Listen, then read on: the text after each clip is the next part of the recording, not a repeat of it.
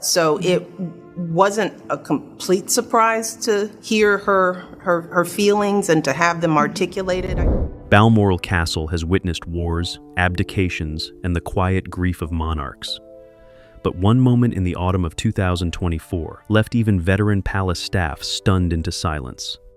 And according to a royal insider who has finally decided to speak, what happened that day was something the palace never expected. The house that watches everything. Balmoral Castle has always been different. Not simply another royal residence tucked into the rolling landscapes of Scotland, but something far more intimate, far more revealing. A place where the British monarchy sheds its ceremonial armor and becomes, for a brief moment each year, simply a family living under one roof. For more than a century, Balmoral has been the royal family's most private refuge. Purchased in 1852 by Prince Albert for Queen Victoria, the estate stretches across tens of thousands of acres of highland wilderness. Ancient forests, rushing rivers, and distant mountains create a landscape that feels almost deliberately removed from the modern world. Inside its granite walls, the rules of royal life shift subtly. At Buckingham Palace, every corridor echoes with protocol. Staff move with practiced precision. Conversations are measured. Appearances are choreographed. Every gesture exists within the careful choreography of monarchy. But Balmoral operates differently. Here, the formality relaxes just enough for the truth of family life to surface. Breakfast might be taken without ceremony. Boots replace polished shoes. Royals who spend the year surrounded by photographers suddenly disappear into quiet walks through the heather. The atmosphere becomes, at least on the surface, almost ordinary. Yet that apparent normality hides something important, because Balmoral is also the place where the royal family's most sensitive moments have unfolded. It was here that Queen Victoria mourned Prince Albert. Here, generations of monarchs wrestled privately with decisions that would shape the future of the crown. And it was here, in September of 2022, that Queen Elizabeth II spent the final days of her life. Those final hours cast a long shadow over the estate. Staff who had served the Queen for decades remember the quiet tension that filled the corridors that week. Helicopters arriving, cars passing through the gates at unusual hours, family members traveling north with a sense of urgency that required no explanation. By the time the announcement came that afternoon, the world had changed. The Queen who had defined the monarchy for 70 years was gone, but Balmoral remained. And within the royal household, the estate continued to hold a unique position.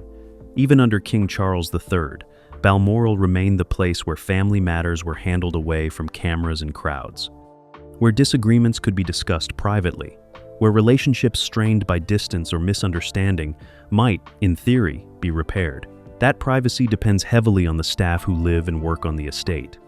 Many of them have served the royal family for decades. Some inherited their positions from parents or grandparents who once worked for earlier generations of Windsor royals. Loyalty is not merely expected at Balmoral, it is woven into the culture of the place itself. Discretion, above all else, is the unspoken rule. Staff see everything. They notice who arrives early to breakfast and who avoids the dining room entirely. They notice the tone of conversations in hallways, the subtle body language exchanged between family members, the quiet shifts in routine that signal something beneath the surface. And yet those observations almost never leave the estate. What happens at Balmoral stays at Balmoral, or at least it usually does. Because every so often, something occurs that even the most seasoned members of the household struggle to process. A moment so unexpected that it breaks through the carefully maintained calm of royal routine. Moments like that are rare, which is why the one that occurred during a visit in the autumn of 2025 immediately caught attention across the estate. It began with something seemingly ordinary, an invitation. Every year, toward the end of summer, members of the royal family receive discreet messages inviting them to Balmoral. These gatherings are not announced publicly. There are no press statements, no detailed schedules, just a quiet understanding that the family will gather in Scotland before the autumn calendar of official duties resumes. But this particular invitation carried unusual weight, because among those expected to appear at Balmoral that season were Prince Harry and his wife, Meghan. Their relationship with the rest of the royal family had been strained for years. Interviews, documentaries, memoirs, and public statements had created distance that seemed, to many observers, nearly impossible to repair. So when word quietly reached staff that the Sussexes might be arriving at Balmoral, the reaction inside the estate was complicated. Curiosity, certainly, but also caution. After all, Balmoral had always been a place where royal tensions could surface unexpectedly, and bringing together family members whose relationships had been tested so publicly carried risks no one could fully predict. Still, preparations were made as they always are. Rooms were prepared, schedules adjusted. The quiet machinery of the royal household moved into place. Everyone expected a visit defined by careful politeness. A few awkward moments, perhaps, but nothing that could not be managed within the quiet discipline that has defined royal life for generations. But according to the insider who would later describe what happened that day, the moment Meghan Markle walked through the doors of Balmoral, something shifted. And within hours, staff across the estate would witness a moment that left them completely speechless. The invitation no one expected. At Balmoral, invitations are never casual. They are not text messages sent late at night or hurried phone calls between busy relatives. A Balmoral invitation carries weight, history, and an understanding that stretches back generations. It is an unspoken signal that whatever differences may exist outside those castle walls, for a brief moment the family will gather again under one roof. For decades, Queen Elizabeth II treated these gatherings almost like a ritual. Each late summer, as August drifted toward September, family members would quietly make their way north to the Scottish Highlands. Prime ministers might be invited for short visits. Foreign dignitaries occasionally passed through, but the heart of Balmoral season was always family. The Queen believed something about the Highlands softened people. Perhaps it was the isolation. Perhaps it was the long walks through the forests, or the evenings spent around simple dinners rather than formal banquets. Whatever the reason, Balmoral often became the setting where strained relationships were given space to breathe. King Charles III has largely continued that tradition. Since becoming monarch in 2022, he has maintained the pattern of inviting members of the family north toward the end of summer. Not every royal accepts. Some visit only briefly, but the invitation itself remains important. Which is why the message that reached Prince Harry in the summer of 2025 reportedly caught many people inside royal circles by surprise. According to palace insiders, the invitation was extended quietly through private channels, as it always is. There were no press leaks at first, no headlines speculating about reunions or reconciliations. Just a simple offer for Harry to join the family for a short stay at Balmoral. What made the situation complicated was not Harry's presence. It was the possibility that Meghan might come with him. By that point, the relationship between the Sussexes and the rest of the royal family had been under intense strain for years. Public interviews, documentaries, and a best-selling memoir had revealed deeply personal grievances about life inside the monarchy. Each new revelation had widened the emotional distance between Harry and several senior members of the family. Prince William, in particular, was widely believed to maintain a cautious stance regarding further private meetings. Catherine, Princess of Wales, had also stepped carefully around the situation, prioritizing stability for her own family while avoiding public confrontation. King Charles, however, remained the one figure who continued to hold open the possibility of reconciliation. Those who know him well say that Charles has always believed family disputes should be resolved privately whenever possible. The monarchy might be a public institution, but the people inside it are still relatives who share decades of memories and obligations. So when the Balmoral invitations were quietly issued that summer, Harry's name appeared alongside the others. What remained uncertain was whether Meghan would accompany him. Inside the Balmoral household, preparations began with quiet efficiency. Staff are trained never to assume anything about royal travel plans until the final confirmation arrives. Rooms are prepared. Schedules remain flexible. Extra staff may be placed on standby without explanation. Yet, even within that disciplined environment, curiosity was unavoidable, because Balmoral had never been an easy setting for Meghan Markle. Her first visit to the estate years earlier had reportedly been polite but cautious. Balmoral traditions can feel unusual, even for longtime members of the royal family. The dress code shifts toward country practicality. Days often revolve around outdoor activities like fishing, stalking, or long hikes across uneven terrain. Meals are simpler than the elaborate state banquets held in London. More importantly, Balmoral gatherings place family members in close proximity for extended periods of time. Unlike official events where conversations are brief and controlled, life at the estate unfolds hour by hour in shared spaces. There is no hiding behind schedules, no escaping into separate wings of enormous palaces. For anyone navigating complicated family relationships, Balmoral can feel intensely personal, which is precisely why palace advisors watched the situation carefully as the summer progressed. Would Harry attend alone? Would Meghan decline the invitation to avoid potential tension? Or would both Sussexes arrive together, bringing with them the unresolved questions that had lingered since their departure from royal duties several years earlier? The answer came quietly, just days before the scheduled gathering. Harry would attend, and Meghan would be coming with him. For the staff at Balmoral, that confirmation triggered a familiar sequence of preparations. Guest rooms were finalized, dining arrangements adjusted, security protocols reviewed to accommodate the arrival of high-profile visitors whose presence would inevitably attract global attention if word leaked outside the estate. But there was another layer of awareness moving through the household as well, because many of the staff members at Balmoral had witnessed decades of royal history unfold within those granite walls. They had seen arguments resolved and relationships quietly repaired. They had also seen tensions linger for years beneath the surface of polite conversation. They understood that bringing together family members with complicated histories required delicate balance. Still, the expectation remained the same. The Sussexes would arrive. Everyone would behave with careful courtesy, and the visit would pass without incident, another private chapter in the long story of royal family life at Balmoral. But according to the insider who later described what unfolded next, the moment Meghan stepped inside the castle that afternoon, something in the atmosphere changed. The conversations grew quieter. The staff became more attentive, and before the evening was over, a single moment inside Balmoral would leave several long-serving members of the household stunned into silence. The moment inside the drawing room. The drawing room at Balmoral is not the largest room in the castle. In fact, compared with the grand halls of Buckingham Palace or the ceremonial chambers of Windsor Castle, it feels almost modest. Soft lighting, thick carpets, long windows overlooking the Highland landscape, furniture arranged not for spectacle, but for conversation. Yet within the royal household, the Balmoral drawing room carries its own quiet significance. This is where the family gathers after dinner, where conversations stretch late into the evening, where disagreements, when they happen, unfold away from public view. And it was inside this room, on an otherwise ordinary evening in the autumn of 2025, that the moment occurred which palace staff would later struggle to forget. The day itself had followed the familiar rhythm of Balmoral life. Morning began with breakfast served in the dining room, overlooking the gardens. Members of the family drifted in gradually, some arriving earlier than others.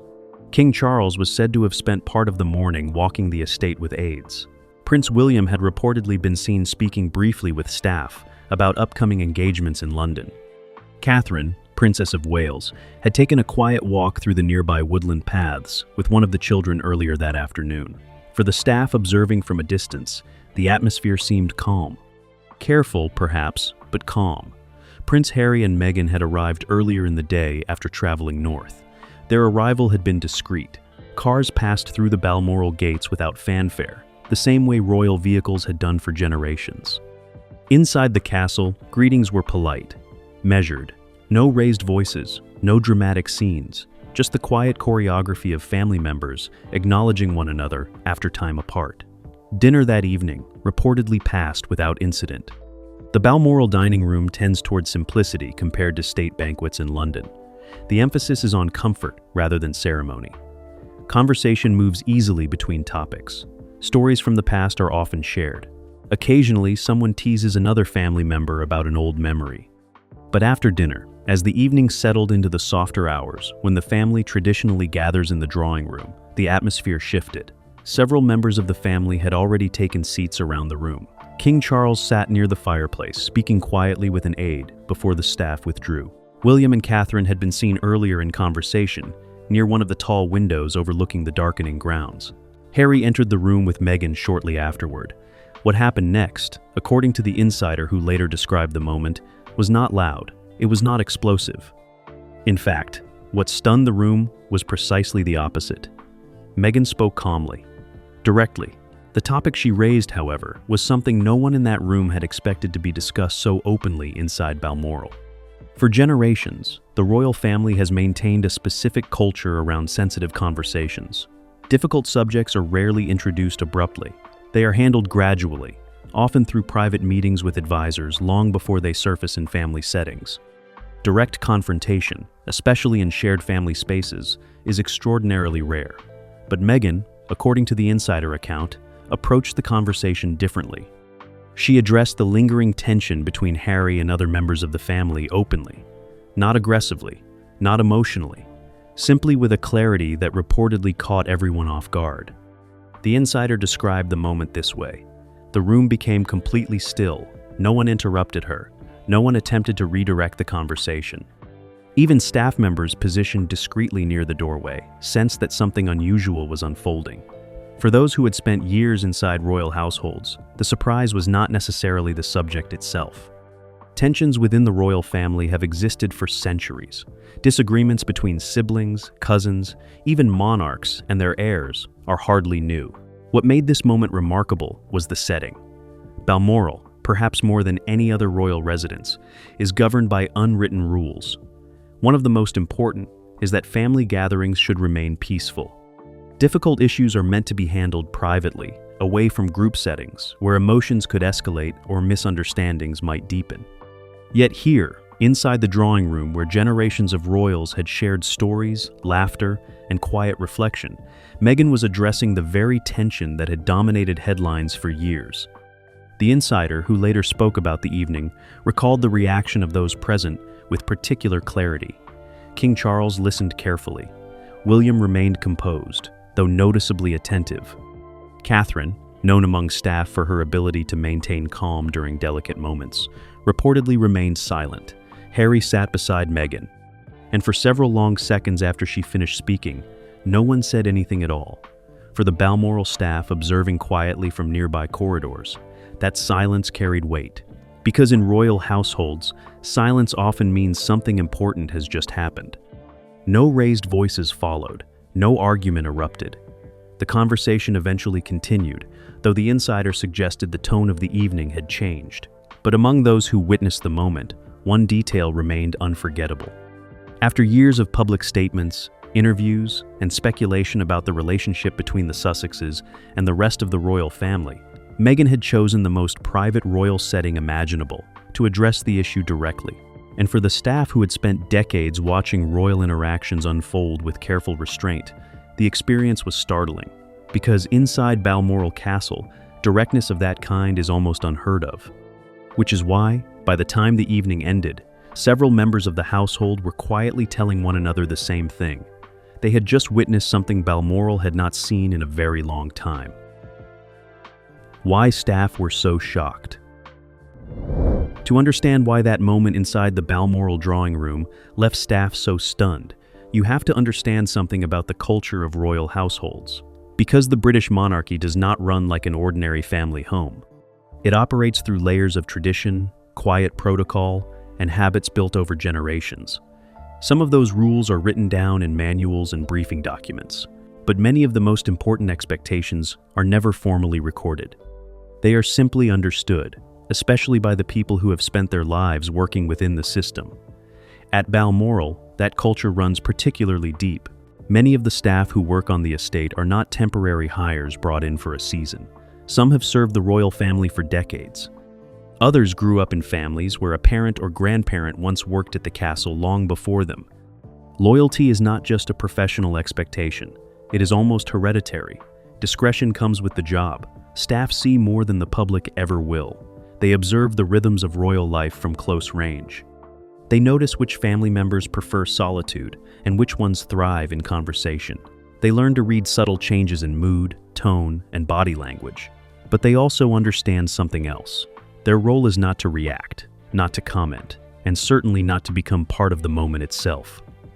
Royal staff exist on the edges of royal life, present enough to ensure everything functions smoothly, but invisible enough that the focus always remains on the family.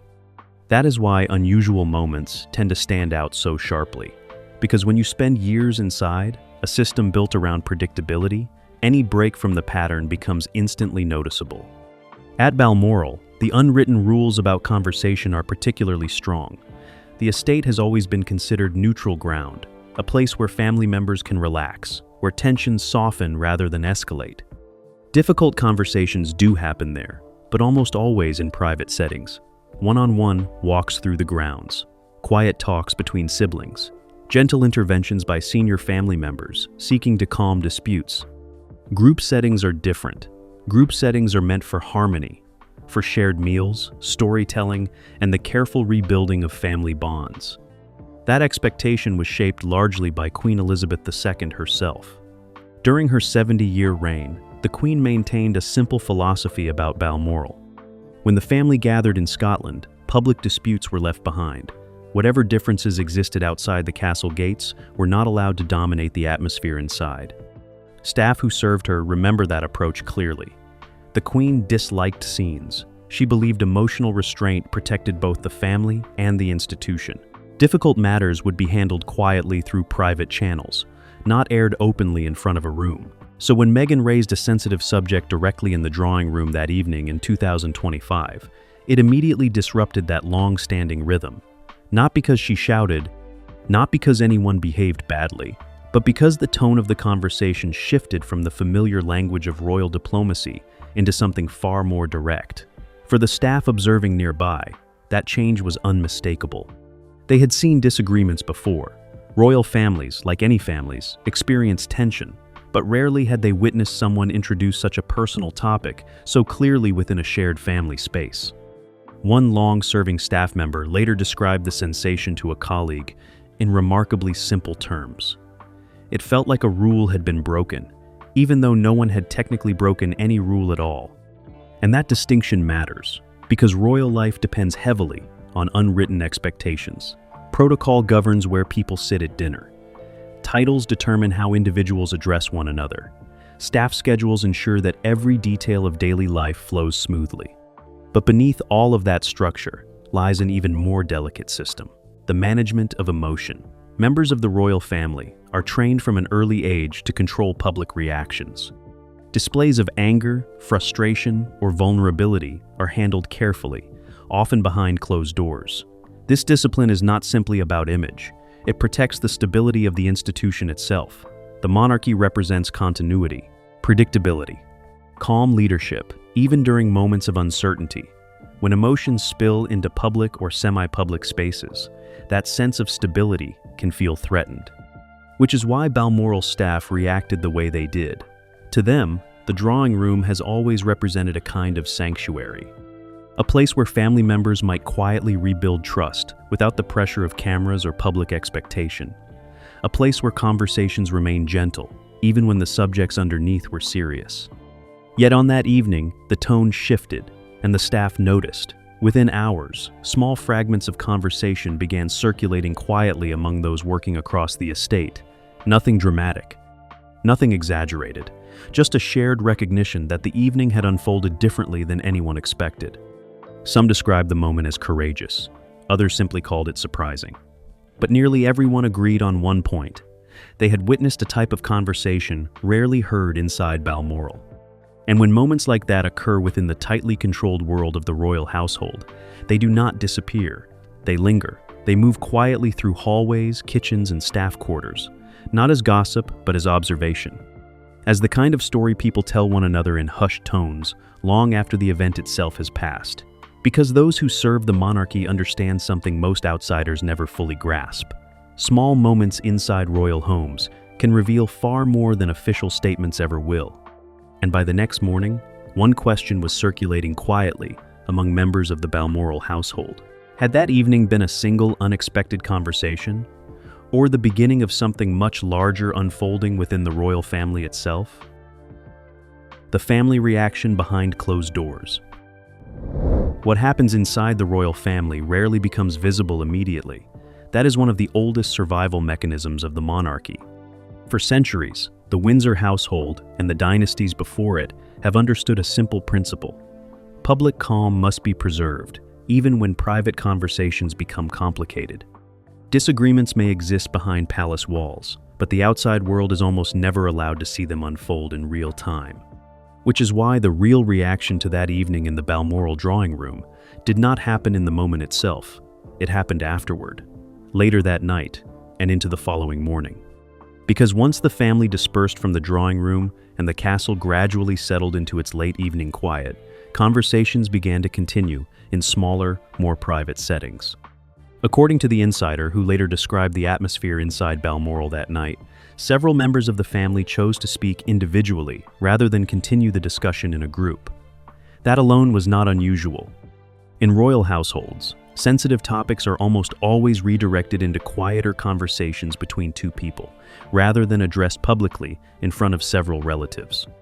But what made this situation different was the tone that followed. King Charles, by most accounts, remained calm. Those who have worked with him over the years often describe the king as someone who prefers mediation to confrontation. Even during periods of intense family strain, Charles has historically leaned toward dialogue rather than distance. At Balmoral, that instinct reportedly guided his response again. According to palace staff who observed the atmosphere in the castle corridors that evening, Charles spent part of the night speaking privately with Harry. The two men have shared a complicated relationship in recent years, shaped by both affection and disappointment. But Charles has never entirely closed the door to reconciliation. For him, the Balmoral gathering had always carried the possibility that time and proximity might soften tensions that had hardened over the previous several years. Prince William's reaction was more difficult for observers to read. Those close to the Prince of Wales often describe him as deeply protective of the monarchy as an institution. Where Charles tends to approach family conflicts with patience, William is believed to prioritize stability and long-term reputation. The past few years had been particularly challenging for him. Public criticism of the royal family had intensified after a series of interviews and publications involving the Sussexes. Many of those revelations had touched directly on William and Catherine, placing them in the center of a global media storm they had not chosen. So, when the drawing room conversation unfolded that evening, William reportedly listened carefully without immediate response. Staff members who saw him afterward described him as composed, though noticeably thoughtful. No raised voices, no visible anger, just the quiet concentration of someone processing an unexpected moment. Catherine, Princess of Wales, maintained the calm demeanor that has long defined her role within the family. Those who work around her frequently remark on her ability to steady difficult situations simply through presence. Over the years, Catherine has become known within palace circles as someone who rarely reacts impulsively, preferring instead to observe and respond carefully. That evening appeared to follow the same pattern. The insider account suggests she remained largely silent during the drawing room exchange itself, allowing others to speak while maintaining the steady composure that has often helped ease tensions during sensitive moments. But if there was one common theme in the family's reaction that night, it was restraint. No one stormed out. No dramatic confrontation followed. The evening concluded quietly, as Balmoral evenings usually do, with family members eventually retiring to separate wings of the castle. And yet, inside the palace household, it was clear that something had shifted, because the following morning brought a noticeable change in the atmosphere. Breakfast at Balmoral is typically relaxed. Family members appear at different times, depending on their schedules for the day. Some linger over tea and newspapers. Others head outside early for walks across the estate. But on this particular morning, staff noticed something unusual. The conversations were shorter, the mood slightly more reflective, not tense, but thoughtful. The kind of atmosphere that follows a moment when something significant has been said, even if no one is quite ready to define what it means yet. One palace aide later summarized the situation in a way that captured the tone perfectly. Nothing exploded, but everyone knew something important had just happened. That is often how change begins inside royal families, not through public declarations, not through dramatic scenes, but through small conversations that echo quietly, long after the moment itself has passed. The palace, as expected, made no statement about the evening. There were no leaks to the press the following day, no official comments. The visit itself remained largely private, with only the usual brief reports confirming that members of the family had spent time together at Balmoral. From the outside, nothing appeared unusual, but inside the castle walls, the memory of that conversation lingered, and among the staff who had witnessed it, one quiet question remained. Had the family simply shared an honest conversation that needed to happen, or had they crossed an invisible line that would shape their relationships for years to come? Balmoral has always been the place where the royal family confronts truths the world never sees. What happened that evening may never be officially confirmed. But for those inside the castle, the moment was unforgettable. Because sometimes the quietest conversations reveal the deepest cracks in the royal story. We would love to hear your thoughts in the comments, and don't forget to like and subscribe.